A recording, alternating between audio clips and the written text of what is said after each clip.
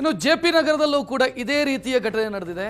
JP ನಗರದ 24ನೇ ಮುಖ್ಯ ರಸ್ತೆಯಲ್ಲಿ ಟಾಟಾ ನೆಕ್ಸಾನ್ ಕಾರ್ನ ಮೇಲೆ ಬೃಹದಾಕಾರದ ಮರವೊಂದು ಬಿದ್ದಿದೆ. ಕಾರಿನ ಸ್ಟೇರಿಂಗ್ ಕಟ್ ಆಗಿದೆ, ನಜ್ಜುಗೊಜ್ಜಾಗಿದೆ ಟಾಟಾ ನೆಕ್ಸಾನ್ ಕಾರ್.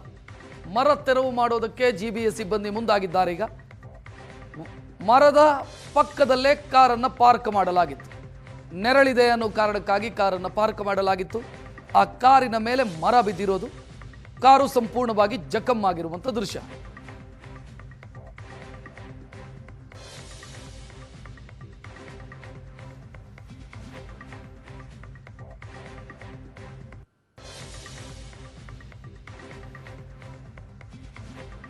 ಅಲ್ಲಲ್ಲಿ ಘಟನೆಗಳು ನಡೆದಿರೋದು ಇದೇ ರೀತಿಯಲ್ಲಿ.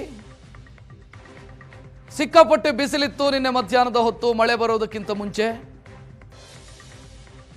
ಮರದ ಬಳಿ, ಮರದ ಸಮೀಪ ಕಾರುಗಳನ್ನು ಪಾರ್ಕ್ ಮಾಡಲಾಗಿತ್ತು. ಮರಗಳು ಬಿದ್ದಿದ್ದಾವೆ, ಕಾರುಗಳು ಡ್ಯಾಮೇಜ್ ಆಗಿದ್ದಾವೆ.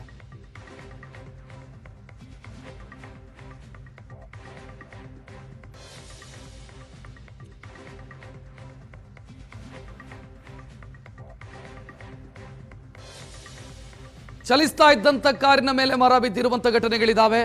ಪಾರ್ಕ್ ಮಾಡಲಾಗಿರುವಂಥ ಕಾರಿನ ಮೇಲೆ ಮರ ಬಿದ್ದಿರೋದು.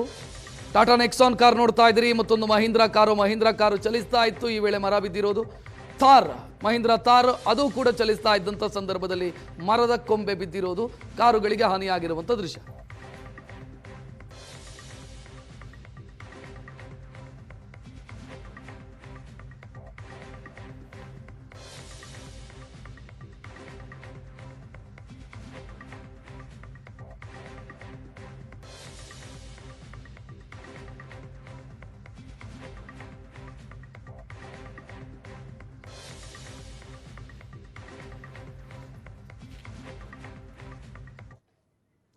ಕುಮಾರ ಪಾರ್ಕ್ ರಸ್ತೆಯಲ್ಲೂ ಕೂಡ ಕಾರ್ನ ಮೇಲೆ ಮರ ಬಿದ್ದಿದೆ. ಫಾರ್ಚುನರ್ ಕಾರು ಸಂಪೂರ್ಣ ಜಖಂ ಆಗಿದೆ.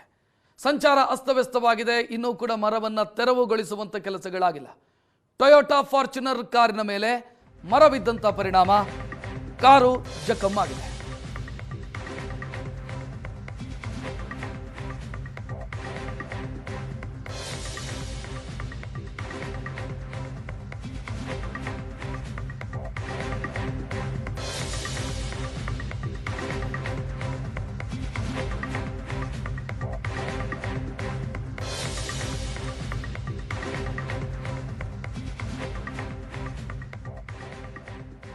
ಟೊಯೋಟಾ ಫಾರ್ಚುನರ್ ಕಾರ್ನ ಮೇಲೆ ಮರ ಬಿದ್ದಿರುವಂಥ ದೃಶ್ಯ. ಇದು ಕುಮಾರ ಪಾರ್ಕ್ ರಸ್ತೆ.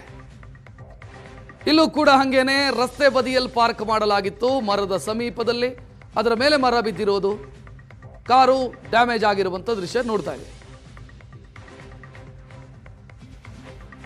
ಬೆಂಗಳೂರಿನಲ್ಲಿ ನಿನ್ನೆ ಸುರಿದಂತಹ ಧಾರಾಕಾರ ಮಳೆಗೆ ಸಾಕಷ್ಟು ಕಡೆ ಅವಾಂತರಗಳೇ ಆಗಿರುವಂತದ್ದು. ಕುಮಾರ ಪಾರ್ಕ್ ರಸ್ತೆಯಲ್ಲಿ ಇನ್ನೊಂದು ಮರ ಬಿದ್ದಂತ ಪರಿಣಾಮದಿಂದಾಗಿ ಫಾರ್ಚುನರ್ ಗಾಡಿ ಒಂದು ಸಂಪೂರ್ಣವಾಗಿ ಜಖಂ ಆಗಿದೆ. ನೀವು ಇಲ್ಲಿ ಗಮನಿಸ್ತಾ ಇರಬಹುದು. ಈ ಒಂದು ಮರದ ರೆಂಬೆ ಏನಿದೆ ಅದು ನೇರವಾಗಿ ಫಾರ್ಚುನರ್ ಕಾರ್ನ ಮೇಲೆ ಬಿದ್ದಿದೆ. ಆ ಒಂದು ರೆಂಬೆ ಬಿದ್ದಿರೋದ್ರಿಂದಾಗಿ ಫಾರ್ಚುನರ್ ಕಾರ್ ಸಂಪೂರ್ಣವಾಗಿ ಜಖಂ ಆಗಿರುವಂತದ್ದು. ಅಷ್ಟೇ ಅಲ್ಲದೆ ಈ ಒಂದು ಮರದ ಕೊಂಬೆ ಬಿದ್ದಿದ ಪರಿಣಾಮವಾಗಿ ಆ ಒಂದು ಎಲೆಕ್ಟ್ರಿಕ್ ಪೋಲ್ ಏನಿದೆ ಅದು ಕೂಡ ಬೆಂಡಾಗಿ ನಿಂತಿದೆ. ಆ ಒಂದು ಕಾರ್ ಇರೋದ್ರಿಂದಾಗಿ ಆ ಒಂದು ಎಲೆಕ್ಟ್ರಿಕ್ ಕಂಬ ಏನಿದೆ ಅದು ಕೆಳಗಡೆಗೆ ಬಿದ್ದಿಲ್ಲ. ಇಲ್ಲದೆ ಹೋದಂತಹ ಪಕ್ಷದಲ್ಲಿ ಅದು ಕೂಡ ರಸ್ತೆಗೆ ಅಡ್ಡಲಾಗಿ ಬೀಳ್ತಾ ಇತ್ತು. ಇನ್ನೂ ಕೂಡ ಅದರಲ್ಲಿ ವಿದ್ಯುತ್ ಸಂಪರ್ಕ ಇದೆ. ಇದರಿಂದ ಸಾಕಷ್ಟು ಇದು ಅಪಾಯಕಾರಿ ಅಂತಾನೆ ಹೇಳ್ಬೋದು. ಯಾಕೆ ಅಂತ ಹೇಳಿದ್ರೆ ಆ ಒಂದು ವಿದ್ಯುತ್ ಸಂಪರ್ಕ ಇರೋದ್ರಿಂದಾಗಿ ಜನಸಾಮಾನ್ಯರು ಓಡಾಡುವಂತಹ ಸಂದರ್ಭದಲ್ಲಿ ಏನಾದರೂ ಆ ಕಂಬ ಕೆಳಗಡೆ ಬಿತ್ತು ಅಂತ ಹೇಳಿದ್ರೆ ಅದು ಸಾಕಷ್ಟು ಸಮಸ್ಯೆಯನ್ನ ಉಂಟು ಮಾಡುತ್ತೆ. ಆ ಒಂದು ಕಾರ್ ಏನಿದೆ, ಆ ಸ್ವಿಫ್ಟ್ ಕಾರ್ ಇರೋದ್ರಿಂದಾಗಿ ಆ ಒಂದು ಎಲೆಕ್ಟ್ರಿಕ್ ಪೋಲ್ ನಿಂತಿದೆ. ಇಲ್ಲದೆ ಹೋಗಿದ್ರೆ ಅದು ಈಗಾಗಲೇ ನೆಲಕ್ಕೆ ಬೀಳ್ತಾ ಇತ್ತು ಅನ್ನುವಂಥ ಒಂದು ಅಭಿಪ್ರಾಯವೂ ಕೂಡ ಸಾರ್ವಜನಿಕ ವಲಯದಲ್ಲಿ ಕೇಳಿ ಬರ್ತಾ ಇರುವಂತದ್ದು. ಸಾರ್ವಜನಿಕರು ಅದೇ ಒಂದು ಅಭಿಪ್ರಾಯವನ್ನು ಕೂಡ ವ್ಯಕ್ತಪಡಿಸ್ತಾ ಇದ್ದಾರೆ. ನೀವು ಇಲ್ಲಿ ಗಮನಿಸ್ತಾ ಇರಬಹುದು. ಆ ಒಂದು ಮರದ ಕೊಂಬೆ ಬಿದ್ದಂತ ಪರಿಣಾಮದಿಂದಾಗಿ ಇಲ್ಲಿ ಈ ಒಂದು ಎಲೆಕ್ಟ್ರಿಕ್ ಪೋಲ್ ಏನಿದೆ ಅದು ಬೆಂಡ್ ಆಗಿರುವಂತದ್ದು. ಇದರಲ್ಲಿ ಇನ್ನೂ ಕೂಡ ವಿದ್ಯುತ್ ಇದೆ, ಅಂದ್ರೆ ಕರೆಂಟ್ ಇದೆ. ಅದನ್ನ ಕಟ್ ಮಾಡುವಂತ ಕೆಲಸವನ್ನ ಕೂಡ ಜಿಬಿಎ ಅಥವಾ ಬೆಸ್ಕಾಂ ಅಧಿಕಾರಿಗಳು ಮಾಡಿಲ್ಲ. ಇಲ್ಲಿ ಈ ಒಂದು ಕಾರಿಗೆ ಸಪೋರ್ಟ್ ಆಗಿ ಈ ಒಂದು ಕಂಬ ನಿಂತಿದೆ. ಹಾಗಾಗಿ ಇದನ್ನ ಆದಷ್ಟು ಬೇಗ ತೆರವುಗೊಳಿಸಬೇಕು. ಹಾಗೆ ವಿದ್ಯುತ್ ಸಂಪರ್ಕವನ್ನ ಕೂಡ ಕಡಿತ ಮಾಡಬೇಕಾಗುತ್ತೆ. ಇಲ್ಲದೆ ಹೋದಂತ ಸಂದರ್ಭದಲ್ಲಿ ಇದರಿಂದ ಏನಾದರೂ ಅನಾಹುತ ಆಯಿತು ಅಂತ ಹೇಳಿದ್ರೆ ಇದು ಪ್ರಾಣಾಪಾಯಕ್ಕೂ ಕೂಡ ಕಾರಣ ಆಗಬಹುದು. ಹಾಗಾಗಿ ಬೆಸ್ಕಾಂ ಅಧಿಕಾರಿಗಳು ಈ ಕೂಡಲೇ ಎಚ್ಚೆತ್ತುಕೊಳ್ಬೇಕು. ಇದನ್ನ ವಿದ್ಯುತ್ ಸಂಪರ್ಕವನ್ನು ಕಡಿತಗೊಳಿಸಿ ಅನಂತರದಲ್ಲಿ ಕಂಬವನ್ನು ಕೂಡ ತೆರವುಗೊಳಿಸಬೇಕಾಗುತ್ತೆ.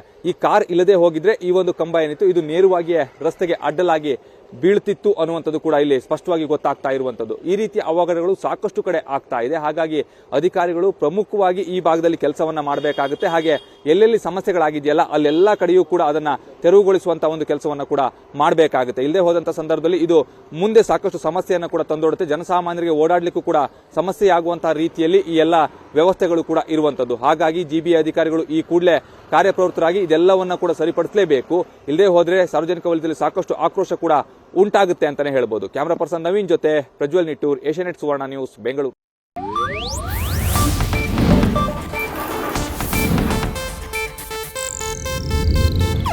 ಇದು ಏಷ್ಯಾನೆಟ್ ನ್ಯೂಸ್ ನೆಟ್ವರ್ಕ್ ಪ್ರಸ್ತುತಿ.